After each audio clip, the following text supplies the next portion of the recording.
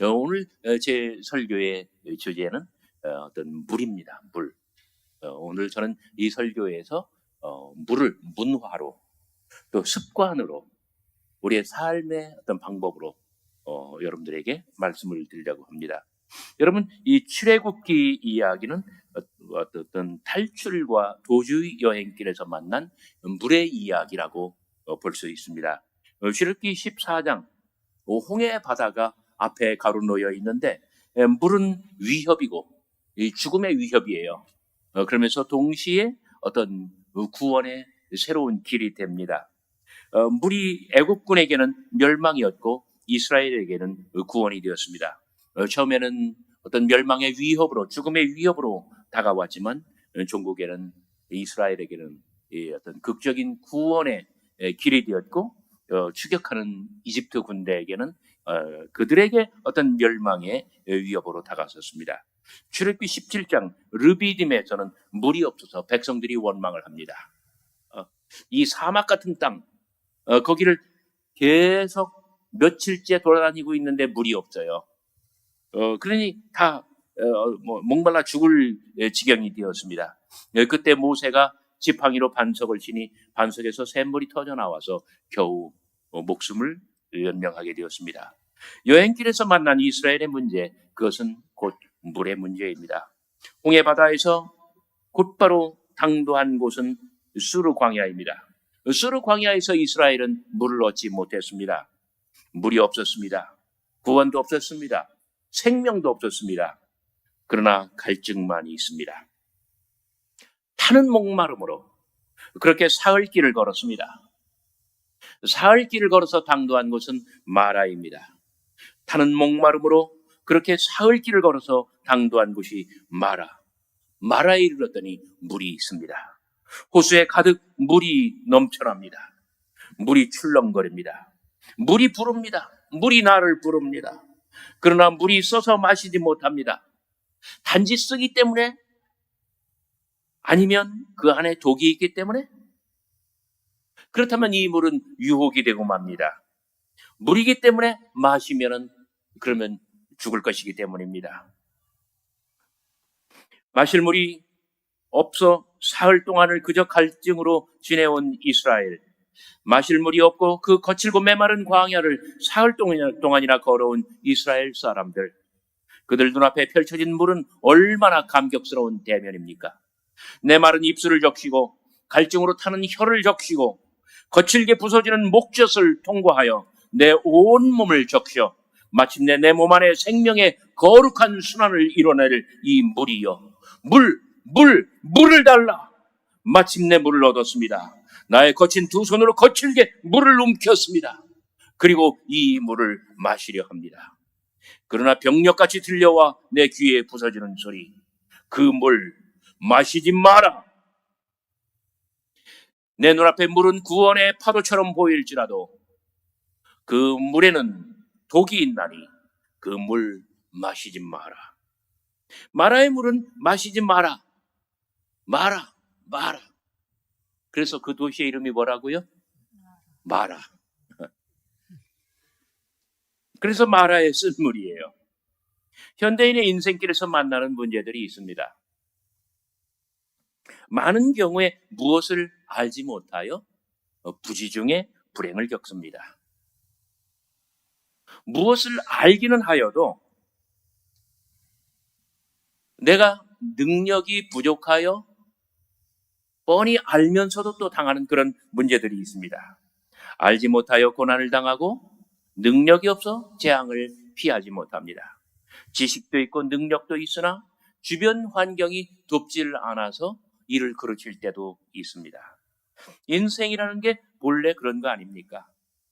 단물인 줄 알았는데 쓴물로 판명이 돼요. 여지없이 기대는 어긋납니다. 제 아는 어떤 사람은 어렵사리 미국 유학을 마치고 수익성이 최고로 좋은 물건이라 하여 빚을 내서 투자했지만, 그러나 결과는 참담하여 오늘까지 그 이자를 갚기에 허덕입니다. 새로운 사람을 만났습니다. 얼마나 신선한 만남입니까? 이 만남과 기회가 내게 큰 도움이 되고 구원과 생명의 물이 될 줄 알았지만 실상은 내게 전국적으로 죽음과 그리고 멸망의 도구로 나타날 수도 있습니다. 목회를 시작하면서, 제가 미국에서 목회 시작하면서 처음으로 접한 것이 바로 이 물의 문제였어요. 똑같은 사람이 이 교회에 가면 그렇게 좋은 성도인데, 근데 저 교회에 가면 그렇게 싸나운 사람이 될 수가 없어요. 그러니까 요즘 이제 케미라는 말로 설명을 합니다. 케미컬리, 화학적으로 그 사람하고 나하고 이게 맞는 조합이냐, 안 맞는 조합이냐. 우리 교회에서 그렇게 싸나운 사람이, 싸나워가지고 많은 사람들하고 싸웠던 사람이 다른 교회 갔는데 그렇게 또 좋은 성도가 됐어요. 본인의 마음가짐이 달라진 것이겠죠. 또 거꾸로 어떻게 나와 내 주변의 사람들을 정말 그 선하고 그리고 좋은 사람으로 만들어낼 수 있느냐. 내 안에서 어떤 기운을 뿜어내고 어떤 말을 하고 어떤 분위기를 연출하느냐에 따라서 완전히 달라진단 말이에요.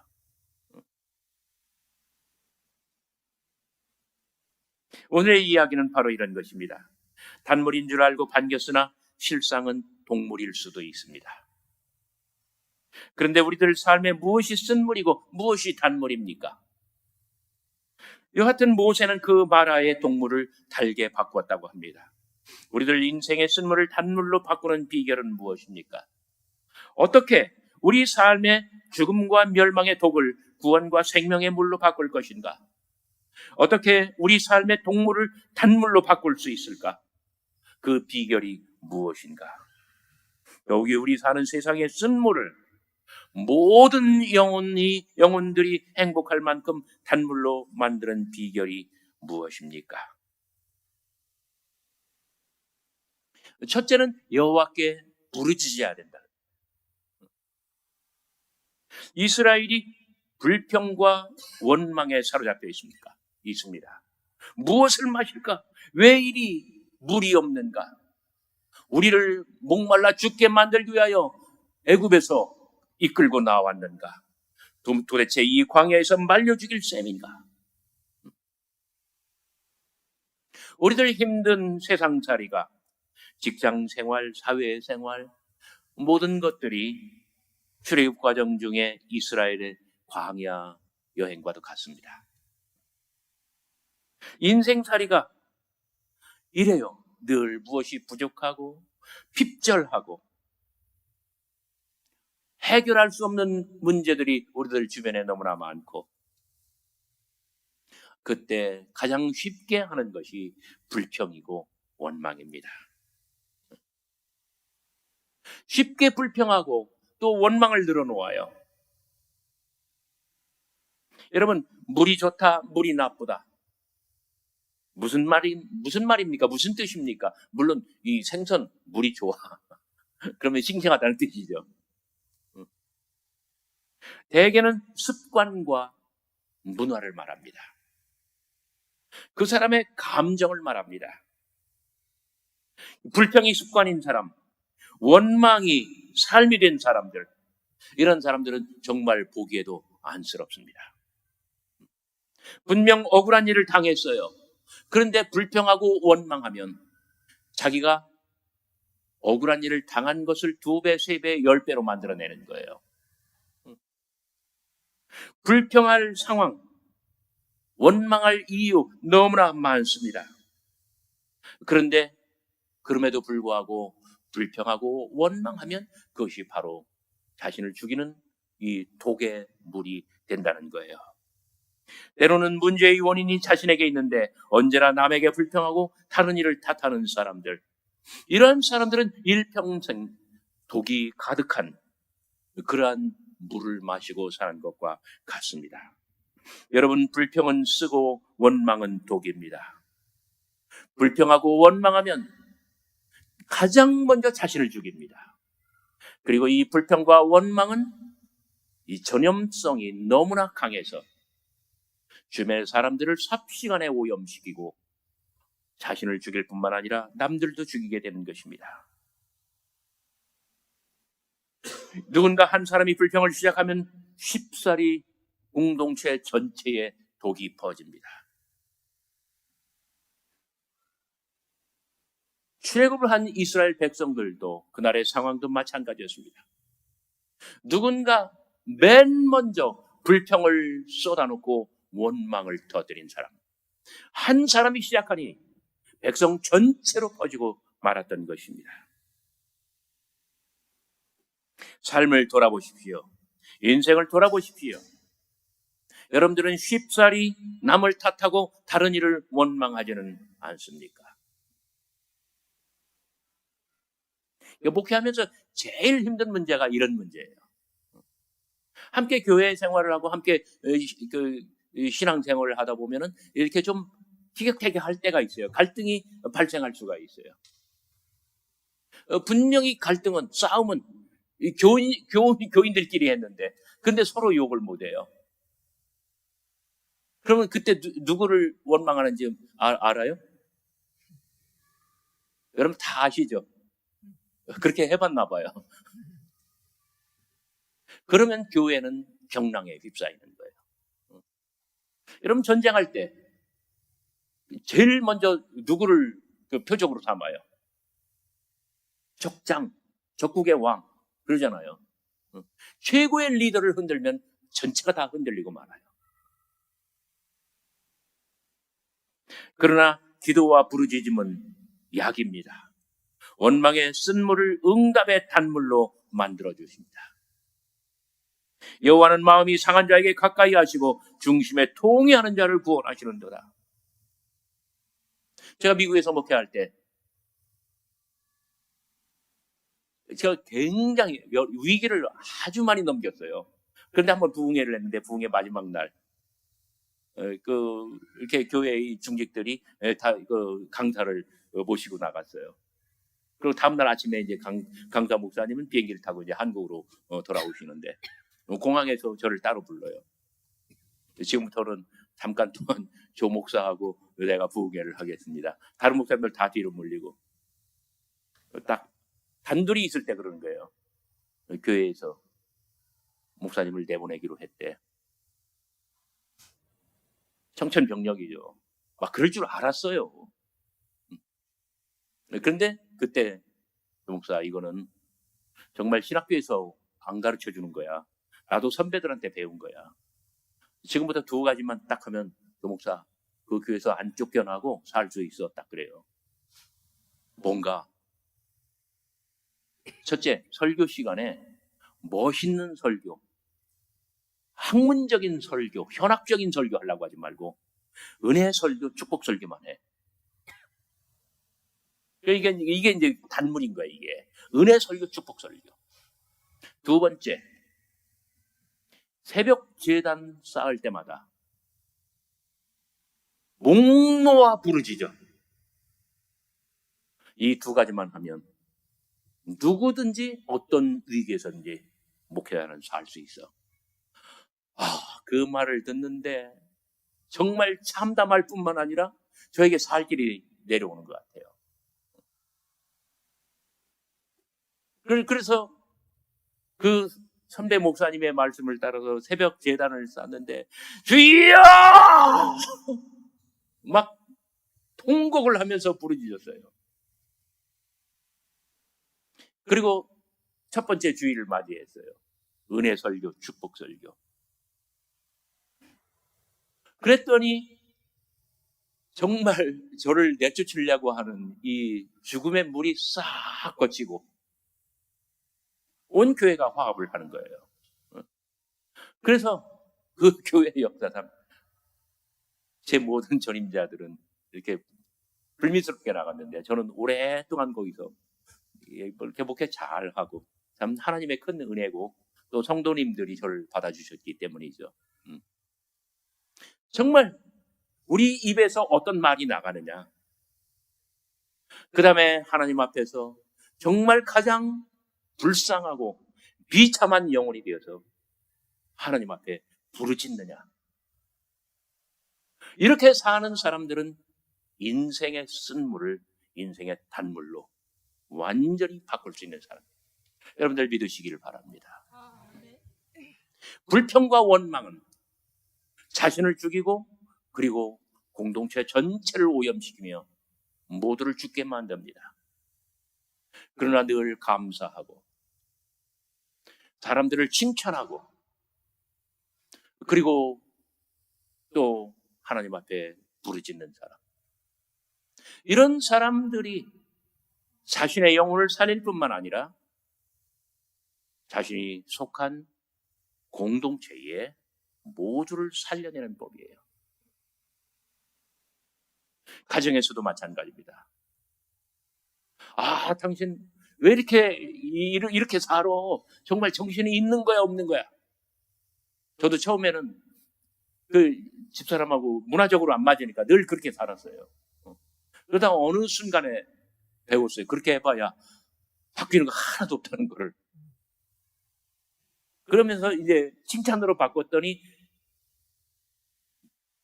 서로 나아지는 거예요. 서로 개선되는 거예요. 자녀와의 관계도 마찬가지예요. 제가 철이 없을 때는 중학생이나 되는 것이 이것밖에 못해? 이렇게밖에 안 돼? 막 이게 습관이었어요. 성격이 급하니까.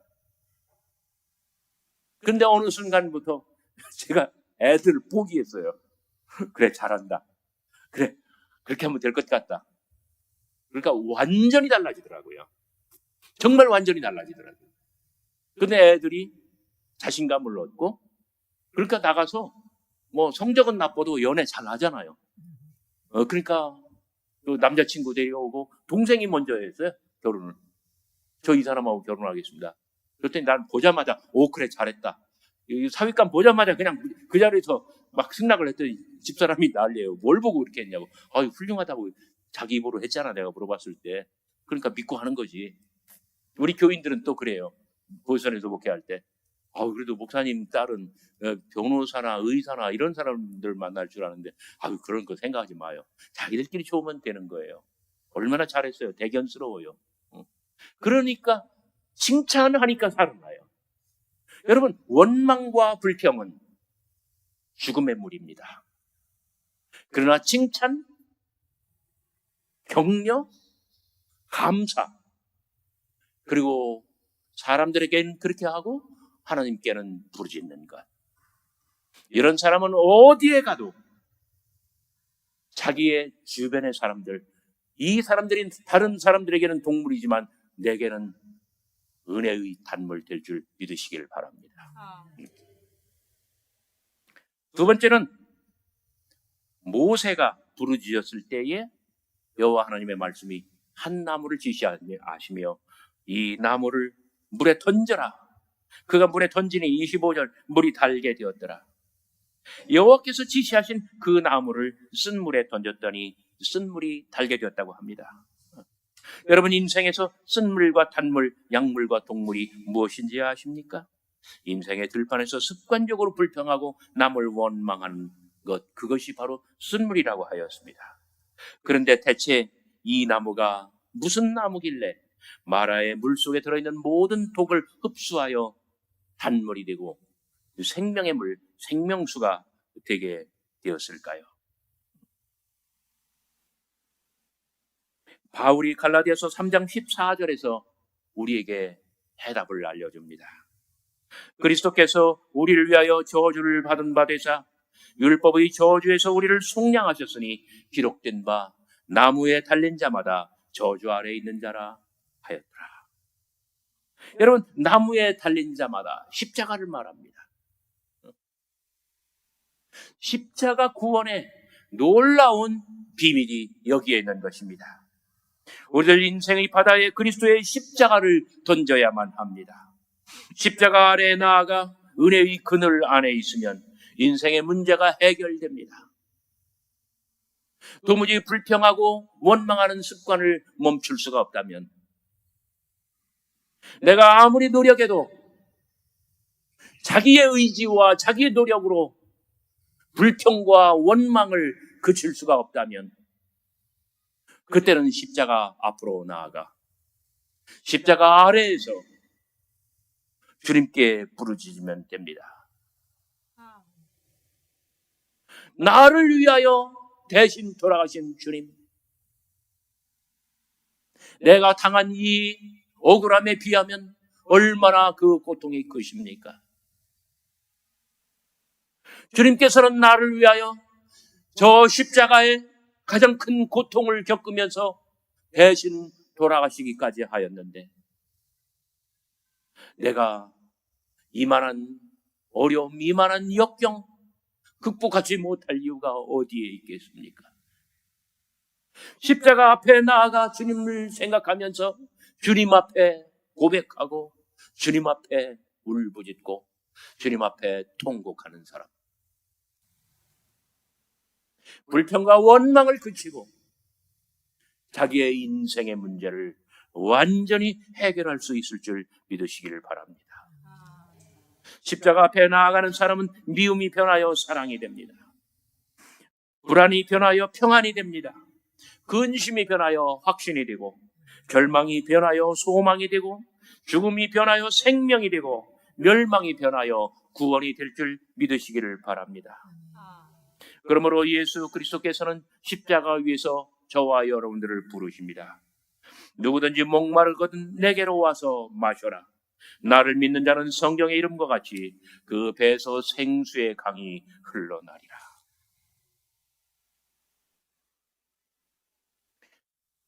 마지막으로 세 번째, 쓴물을 단물로 바꾸는 비결은 말씀을 듣고 그 말씀에 순종하라는 것입니다. 모세가 여호와께 부르짖었을 때 어떻게 응답이 왔습니까? 여호와께서 그에게 한 나무를 지시하시니 25절, 그가 물에 던짐에 물이 달아졌더라. 여호와께서 지시하신 그 나무를 쓴 물에 던졌습니다. 이것은 순종입니다. 이제는 문제에 쫓겨다니는 소극적인 신앙인이 아니라 여호와 하나님의 말씀을 듣고 그 말씀을 청종하며 그 말씀을 지켜 행하는 적극적인 사람이 되어야 합니다. 이제는 개인의 문제 해결에 급급한 그런 소극적인 사람이 아니라 하나님의 뜻을 분별하고자 하는 사람, 하나님의 뜻을 이 땅 위에 이루고자 하는 사람, 나 개인의 욕망과 나 개인의 욕심뿐만 아니라 하나님의 뜻이 무엇인지를 분별하고 그리고 하나님의 뜻을 이루고자 하는 사람, 이러한 사람이 되고자 하는 것입니다. 아브라함, 다윗, 성경의 모든 위인들, 믿음의 영웅들이 바로 이렇게 하나님의 뜻에 순종하고자 했었던 사람들입니다. 이런 사람에게 주시는 언약이 있습니다. 질병에 하나도 너희에게는 내리지 아니하리라. 애굽 사람들에게 주었었던 그 모든 질병에 단 한 가지도 너희에게는 주지 아니하리라. 나는 너희를 치료하는 여호와임이니라. 우리가 불평하고 원망하면 그것 때문에 자신의 영혼이 병들어 스스로 죽습니다. 그러나 남들을 늘 긍정적인 눈으로 바라보고 그들을 칭찬하고 감사하고 삶을 격려하며 늘 긍정의 눈으로 바라보고 긍정의 말로 칭찬하고 격려하는 사람, 하나님 앞에 감사하고 사람들 앞에 감사하는 사람, 그래서 입에서 나오는 모든 말이 쓴 말이 아니라 단말인 사람, 이런 사람은 마라의 쓴물에 빠져 사는 사람이 아니라 마라의 쓴물조차도 단물로 바꿔내고 세상의 흉악한 사람조차도 선한 인간으로 바꾸어내고 자기가 사는 세상을 온통 예수 그리스도의 부활의 생명이 가득한 생명의 물, 생명의 문화로 바꿀 수 있을 줄 믿으시길 바랍니다. 그리하여 나는 너희를 치료하는 여호와니라. 치료하는 하나님의 역사가 자신과 주변에 널리 나타날 것입니다.